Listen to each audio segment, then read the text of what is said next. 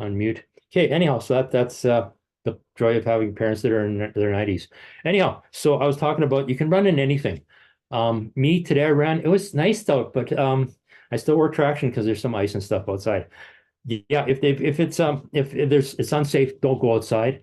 If you do have options of doing treadmill or indoor track, that's fine, but you have to get to the track. And if you don't have a treadmill at home, you have to get to the gym to use a treadmill. So if it's not safe to do that, don't worry about it. Write it off. It's not going to be forever, and just pick it up after you're done.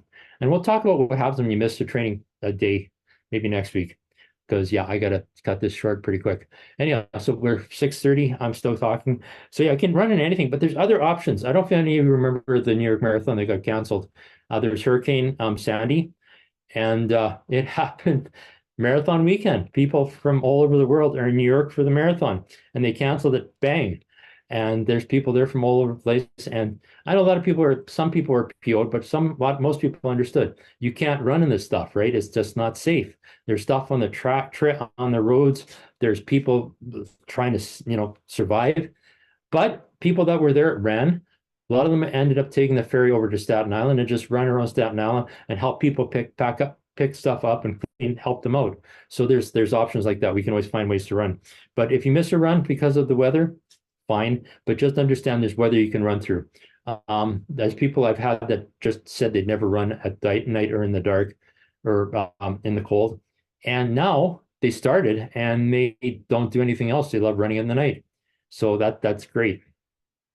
But yeah, and I talked about dealing with family and stuff, and just yeah, make sure if you have family, make that connection, stick with them. It's I know it's hard, it's rough, but they'll come around. They'll support you. Friends too. Make sure you have friends. Even if non-running friends can be helped, they'll encourage you too. I always used to have this thing where people just would cover my shifts for me if I need to do a race or something. So that helps. Make sure your bosses know what you're doing. My bosses were really forgiving. Eventually, they found a shift for me where I had Sunday mornings off every week, and they asked me if they gave me a job like that. Yes, I'm there. And then I started booking off Saturdays, so that didn't really look the greatest. But again, it's as long as everybody knows what you're doing and it's consistent and it's your dream race, right? You have to do that. So make sure they understand that, how important that stuff is to you. But make sure you understand that too. Don't cut yourself short. If you have a training plan, stick to it. Stick to it like glue. The other thing to understand, shoes and gear. Are shoes like magic? No. No shoe is going to make you. I mean, there's talk about the carbon fiber shoes making you that much faster, and there is a bit of science to that. If you're doing long distances and you're going to qualify for Boston or something, sure, spend the money. It's fine. Now, what they're saying about carbon fiber shoes is just use them for racing. Don't use them for everyday training because they are expensive and they don't have the durability that another shoe would have. So they're saying buy that $300 pair of carbon fiber shoes for the race and maybe for your longer training runs. But understand they're not going to last that long. And then buy a second pair of shoes that are almost the same as a carbon fiber shoe, but not with the carbon fiber insole or midsole, and use that for your training. And the science is that you'll be close to the same shoe, and once you're racing your racing shoe, it'll work. Is it worth spending like you're spending $300 on or close to $300 on that carbon fiber shoe? A new shoe is going to cost about $200. Can you afford to change your shoes every 4 or 5 months and spend $500? I would say just stick to the good shoes. I don't think carbon fiber is going to make a huge difference. If you can afford it, sure. If you're set on that, sure, but understand the differences. And the thing is, if you just use a carbon fiber for races, and depends how many races you do, and you buy the other shoe for training, they're both going to wear out about the same time. So you're going to have to replace them both at the same time. And if you're single, that's fine. If your significant other never sees your visa bill, you're probably fine. But is it worth the money? I'm not going to say don't, but I'm just going to say think about it.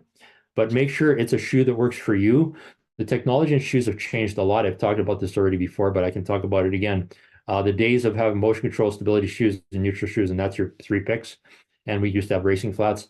Does that still exist? Not really. It's changed completely. There's so many different brands now, so many different technologies. You got Ons with the pods. You got Hokas with lots of cushioning in them, and the rocker the midsole rocker. You've got 361s where it's sort of almost like Asics. Asics is starting to go away from having stability shoes to more guiding shoes. Brooks has already been there. Ons and Hoka are pretty much there. I think probably the only shoes that still, I think Mizuno's even changing over to just guiding. I'm not sure what Nike's actually doing right now, but I think they're going that way. So the way it's changed is going to have to work for you, and you're going to the change of the lingo that we with sell shoes talk about. This is going to be different. We're talking more about guiding and stability, letting the shoes work with your feet the way they are, and not hurt you and not hurt your knees. But some people still need that stability, so you have to discuss that with people that sell shoes. When you go buy shoes, make sure the person that you're dealing with asks you 1,000 questions. From then on, I think you'll be fine. You're in good company. If they don't, if they just throw shoes at you, go somewhere else. I'm going to say that. Clothing, again, clothing's got to work for you. You can run in jeans if you want to, if that's comfortable for you. There's nothing to say you can't, but I'm just going to say cotton is rotten. Make sure it's a technical type of clothing that's made for running. Don't, or for whatever. Like the neat thing about running stuff is you can use it for cross-country skiing, you can use it for biking. So there's multitask. A lot of good stuff will last you for a long time. I don't really have anymore, but there's some stuff I had for like years. So clothing is how's lasting is just make sure you look after it. Wash cold water, hang dry, and you'll be fine. Make sure it's just good quality. Do you have to spend a bunch? Friends of mine have been going to like Value Village and buying stuff there. I don't know how old that stuff is, but if you can save money there, go for it. Watch for sales because this stuff can get expensive. Even races are getting expensive. So pick and choose, be picky about what you do and spend your money on. I'm not going to talk about bras right now. If I get enough people interested, I can bring somebody in to talk about sports bras.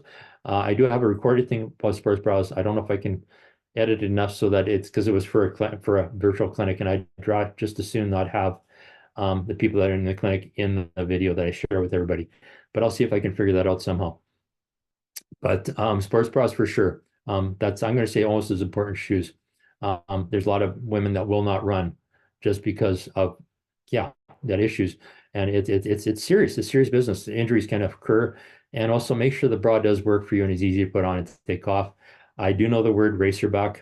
I will say, and for some of the ladies I run with, they say getting that bra on and off is like a, a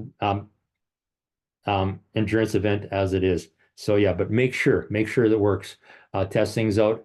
Runners, a lot of the runners now have treadmills in them. Run on those shoes in the treadmill.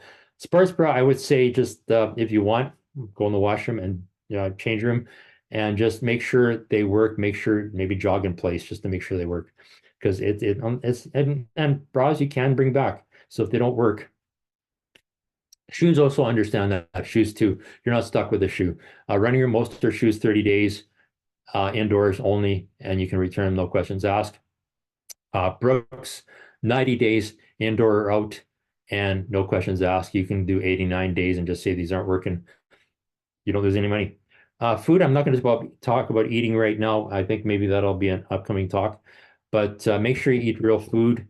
My kids are home tonight, so we did McDonald's.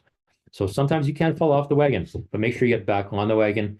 I'm trying to lose okay, I'm going to say about 15 pounds right now. Because and I found out now that older, it's harder to lose. And am I worried about it? Not really. I'm not really focusing a lot, but I'm just real food, no processed foods. Stay away from the junk food. If I do have to fall off the wagon because it works better, I will. But yeah, lot of water, hydrate. That's one thing I find a lot of people don't do enough of. Do you need a stand? I think, if you've heard about the Stanley Cups, but do you need something like that? But keep water nearby. Sip. Do you need to drink 8 glasses of water a day? I'm actually trying to do 3 of these suckers a day, which works out to almost it's 3 liters. But you want to pee all the time? Not really. So yeah, just stay hydrated. Make sure you do that. Even people that aren't active should be doing that. We're water, right? You need the water. So that's important. Do you have to do you want running on an empty stomach? I'll talk about that later, but you should have something in you. Doesn't matter. First thing in the morning, just grab something quick, something like a banana or something, or something just in your stomach. We'll talk about hormones and stuff in weeks to come, but that's important as well. I used to run on an empty stomach. I would not eat. And yeah, and you know what happens when you don't eat? When you do get around to eating, you eat a lot. So that's my lesson for dieting. Anyhow, so I talked about pretty much every I wanted to. I'm gonna go see my dad. So this is today. Facebook Live, hopefully that went okay. I'll post the Zoom. It's probably going to be in two parts. I'll post a link on there to that video with Simon Whitfield. And yeah, join me anytime. Next week, we're going to do 6 o'clock Monday again. I can do other times. I can do one-on-ones if people want to do that at any time because I got the Zoom account. So just let me know. I'm going to do Saturday. I'm going to do 10 o'clock. I'm going to do it from Parkrun. So we'll talk then. Anyhow, I got to go. And there.